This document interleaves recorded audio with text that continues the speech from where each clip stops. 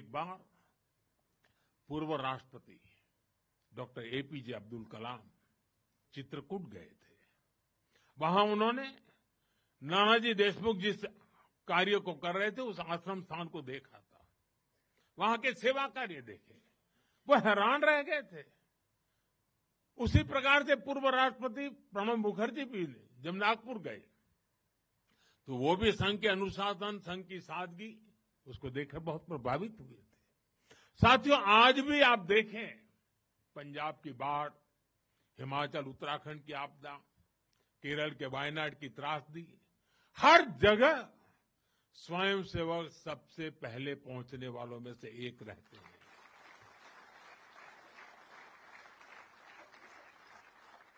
Corona काल में तो पूरी दुनिया ने संघ के साहस और सेवा भाव का प्रत्यक्ष प्रमाण देखा है। साथियों, अपनी 100 वर्ष की इस यात्रा में संघ का एक बड़ा काम ये रहा है, उसने समाज के अलग अलग वर्गों में आत्मबोध जगाया, स्वाभिमान जगाया। और इसके लिए संघ देश के उन क्षेत्रों में भी कार्य करता रहा है जो दुर्गम है, जहां पहुंचना सबसे कठिन है। हमारे देश में लगभग 10 करोड़ आदिवासी भाई बहन हैं, जिनके कल्याण के लिए संघ लगातार प्रयासरत है। लंबे समय तक सरकारों ने उन्हें प्राथमिकता नहीं दी, लेकिन संघ ने उनकी संस्कृति, उनके पर्व, उत्सव, उनकी भाषा और परंपराओं को सर्वोच्च प्राथमिकता दी। सेवा भारती, विद्या भारती, एकल विद्यालय, वनवासी कल्याण आश्रम आदिवासी समाज के सशक्तिकरण का स्तंभ बनकर के उभरे। आज हमारे आदिवासी भाई बहनों में जो आत्मविश्वास आया है, वो उनके जीवन में बदल रहा है। साथियों, संघ दशकों से आदिवासी परंपराओं, आदिवासी रीति रिवाजों, आदिवासी मूल्यों को सहजने संवारने में अपना सहयोग देता रहा है, अपना कर्तव्य निभा रहा है। उसकी तपस्या ने भारत की सांस्कृतिक पहचान सुरक्षित रखने में बड़ी भूमिका निभाई है। मैं देश के दूर सुदूर कोने कोने में आदिवासियों का जीवन आसान बनाने में लगे संघ के लाखों स्वयंसेवकों की भी सराहना करूंगा। साथियों, समाज में सदियों से घर कर चुकी जो बीमारियां हैं, जो ऊंच नीच की भावना है, जो कुप्रथाएं हैं, छुआछूत जैसी गंदगी भरी पड़ी है, ये हिंदू समाज की बहुत बड़ी चुनौती रही है। एक ऐसी गंभीर चिंता है जिस पर संघ लगातार काम करता रहा है। एक बार महात्मा गांधी जी वर्धा में संघ के शिविर में गए थे। उन्होंने भी संघ में समता, ममता, समरसता, समभाव, मम भाव, ये जो कुछ भी देखा उसकी खुलकर तारीफ की थी। और आप देखिए, डॉक्टर साहब से लेकर आज तक संघ की हर महान विभूति ने, हर सरसंघ चालक ने भेदभाव और छुआछूत के खिलाफ लड़ाई लड़ी है। परम पूज्य गुरु जी ने निरंतर न हिंदू पतितो भवेत की भावना को आगे बढ़ाया। यानी हर हिंदू एक ही परिवार है, कोई भी हिंदू कभी पतित या नीचा नहीं हो सकता। पूज्य बाला साहब देवव्रत जी के शब्द भी हम सबको याद है। वो कहते थे, छुआछूत अगर पाप नहीं, छुआछूत अगर पाप नहीं तो दुनिया में कोई पाप नहीं है। सरसंघ चालक रहते हुए पूज्य रज्जू भैया जी और पूज्य सुदर्शन जी ने भी इसी भावना को आगे बढ़ाया। वर्तमान सरसंघ चालक आदरणीय मोहन भागवत जी ने भी समरसता के लिए समाज के सामने स्पष्ट लक्ष्य रखा है और गांव गांव तक इस बात की ज्योत जगाई है। क्या है वो? उन्होंने कहा, एक कुआं, एक मंदिर और एक श्मशान। इसे लेकर संघ देश के कोने कोने में गया है। कोई भेदभाव नहीं, कोई मतभेद नहीं, कोई मनभेद नहीं। यही समरसता का आधार है। यही सर्वसमावेशी समाज का संकल्प है। और संघ इसी को निरंतर नई शक्ति दे रहा है, नई ऊर्जा दे रहा है।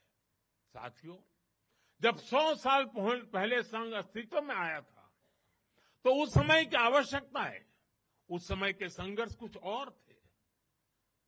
तब हमें सैकड़ों वर्षों की राजनीतिक गुलामी से मुक्ति पानी थी, अपने सांस्कृतिक मूल्यों की रक्षा करनी थी। लेकिन आज 100 वर्ष बाद जब भारत विकसित होने की तरफ बढ़ रहा है, जब भारत दुनिया की तीसरी सबसे बड़ी इकोनॉमी बनने जा रहा है,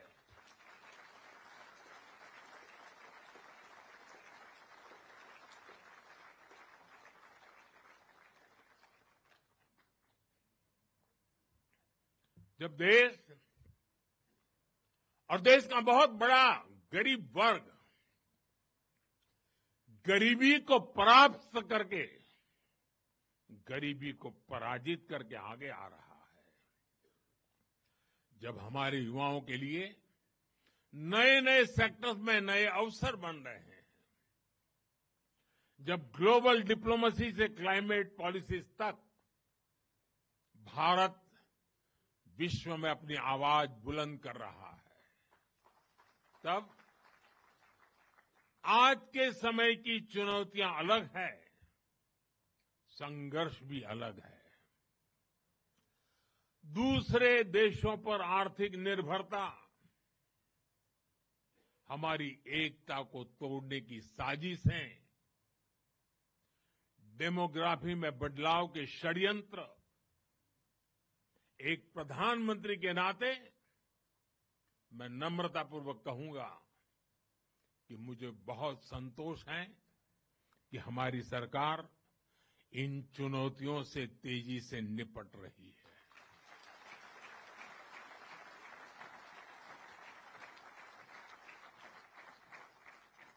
वहीं एक स्वयंसेवक के नाते मुझे ये भी खुशी है कि राष्ट्रीय स्वयंसेवक संघ ने न केवल इन चुनौतियों को पहचान की है, बल्कि इन चुनौतियों से निपटने के लिए ठोस रोड मैप भी बनाया है।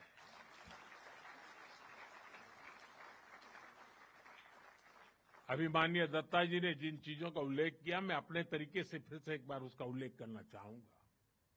साथियों, संघ के पंच परिवर्तन, स्वबोध, सामाजिक समरसता, कुटुंब प्रबोधन, नागरिक शिष्टाचार और पर्यावरण, ये संकल्प हर स्वयंसेवक के लिए देश के समक्ष उपस्थित चुनौतियों को परास्त करने की बहुत बड़ी प्रेरणा है। साथियों, स्वबोध यानी स्वयं का बोध, स्वबोध यानी गुलामी की मानसिकता से मुक्त होकर अपनी विरासत पर गर्व करना, स्वभाषा पर गर्व करना। स्वबोध यानी स्वदेशी, आत्मनिर्भर होना। और मेरे देशवासियों, ये बात समझ के चलिए, आत्मनिर्भर ये विकल्प के तौर पर नहीं है, ये अनिवार्यता के रूप में है।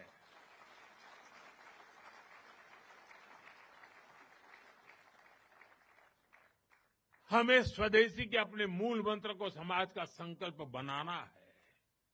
हमें वोकल फॉर लोकल के अभियान को उसकी सफलता के लिए वोकल फॉर लोकल ये हमारा निरंतर एक नई ऊर्जा प्रदान करने वाला घोषवाक्य होना चाहिए, प्रयास होना चाहिए।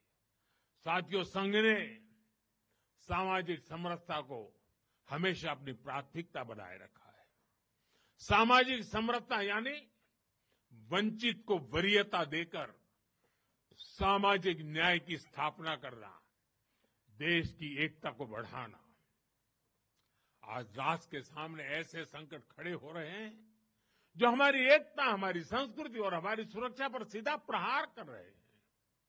अलगाववादी सोच, क्षेत्रवाद, कभी जाति, कभी भाषा को लेकर विवाद, कभी बाहरी शक्तियों द्वारा भड़काई गई विभाजनकारी प्रवृत्तियां, ये सब अनगिनत चुनौतियां हमारे सामने खड़ी है। भारत की आत्मा हमेशा विविधता में एकता ही रही है। अगर इस सूत्र को तोड़ा गया तो भारत की शक्ति भी कमजोर होगी और इसलिए हमें इस सूत्र को निरंतर जीना है, उसे मजबूती देनी है।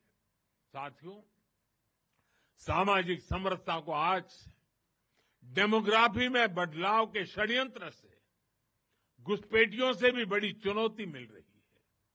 यह हमारी आंतरिक सुरक्षा और भविष्य की शांति से भी जुड़ा हुआ प्रश्न है और इसलिए मैंने लाल किले से डेमोग्राफी मिशन की घोषणा की है।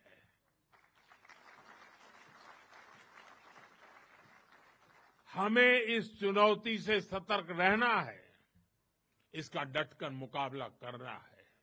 साथियों, कुटुंब प्रबोधन आज समय की मांग है। जो समाज शास्त्र के सदियों से चली आई पंडितों की भाषा है, उनका कहना है, हजारों साल तक भारत के जीवन में जो प्राण शक्ति रही है, उसके अंदर एक कारण उसकी परिवार संस्था है। भारतीय समाज व्यवस्था की सबसे मजबूत इकाई अगर कोई है तो भारतीय समाज में पनपी हुई एक मजबूत परिवार व्यवस्था है। कुटुंब प्रबोधन यानी उस परिवार संस्कृति का पोषण जो भारतीय सभ्यता का आधार है, जो भारतीय संस्कृति से प्रेरित है, जो जड़ों से जुड़े हैं। परिवार के मूल्य, बुजुर्गों का सम्मान, नारी शक्ति का आदर, नौजवानों में संस्कार, अपने परिवार के प्रति दायित्व को निभाना, उसे समझना, उस दिशा में परिवार को, समाज को जागरूक करना बहुत ही आवश्यक है। साथियों, अलग अलग कालखंड में जो भी देश आगे बढ़ा, उसमें नागरिक शिष्टाचार की बहुत बड़ी भूमिका रही है। नागरिक शिष्टाचार अर्थात कर्तव्य की भावना, नागरिक कर्तव्य का बोध हर देशवासी में हो। स्वच्छता को बढ़ावा, देश की संपत्ति का सम्मान, नियमों और कानूनों का सम्मान, हमें इसे लेकर आगे बढ़ना है। हमारे संविधान की भावना है नागरिक अपने कर्तव्यों का पालन करे। हमें संविधान की इसी भावना को निरंतर सशक्त करना है। साथियों, पर्यावरण की रक्षा वर्तमान और आने वाली पीढ़ियों के लिए बहुत जरूरी है। ये पूरी मानवता के भविष्य से जुड़ा है। हमें इकोनॉमी के साथ ही इकोलॉजी की भी चिंता करनी है। जल संरक्षण, ग्रीन एनर्जी, क्लीन एनर्जी, ये सारे अभियान इसी दिशा में है। साथियों, संघ के ये पंच परिवर्तन, ये वो साधन है जो देश का सामर्थ्य बढ़ाएंगे, जो देश को विभिन्न चुनौतियों से निपटने में मदद करेंगे, जो 2047 तक विकसित भारत के निर्माण का आधार होंगे।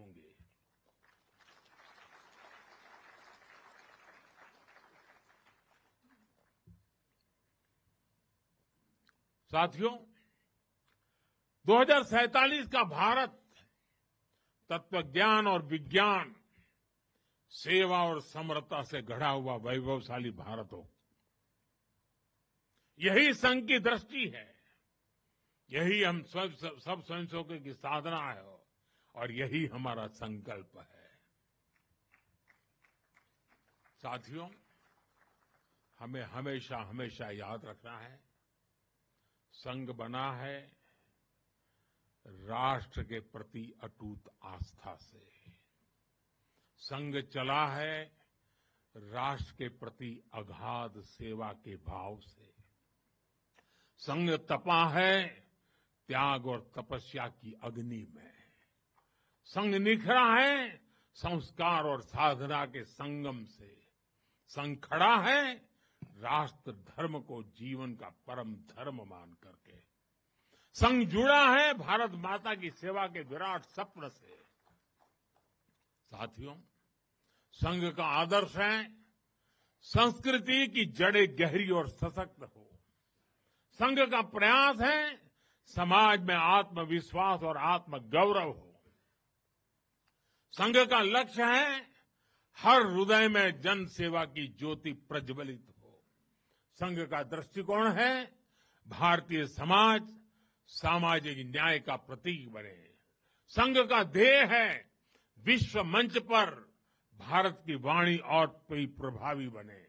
संघ का संकल्प है भारत का भविष्य सुरक्षित और उज्जवल बने।